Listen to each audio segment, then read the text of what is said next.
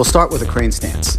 Put your feet together and your hands at your waist. Then open up your toes and then open up your heels. The knees and toes are facing inward and the hip is tucked underneath. I can put my hands directly on my waist or I can bring them into my chamber position.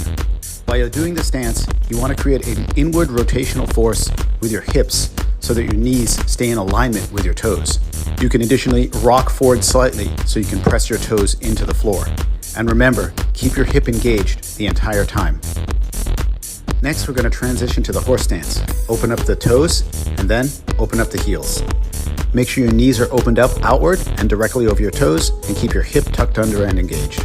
Again, I can put my hands on the waist or I can put them on the side in chamber position. Be sure to constantly rotate your thighs open to keep your knees outward. You can additionally rock forward slightly to put pressure on the balls of your feet to create more force. The next stance will be bow and arrow. Shift the leg backward and then turn your waist forward and sink the hips. The front leg is bent and the back leg is straight. You want to make sure that there's a straight line between your front toe and your back heel. Additionally, your feet are parallel to each other, which helps you maintain that line. You can place your hands in chamber and don't forget to tuck your hip under the entire time. Next, I'm going to turn to a reverse bow and arrow stance. First, I'm going to adjust my front foot outward so I can get a better position and then rotate. I'm sticking my arm out here so I can help maintain a straight line with my shoulders and the floor.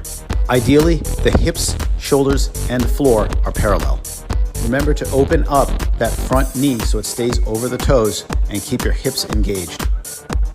And keep your shoulders aligned.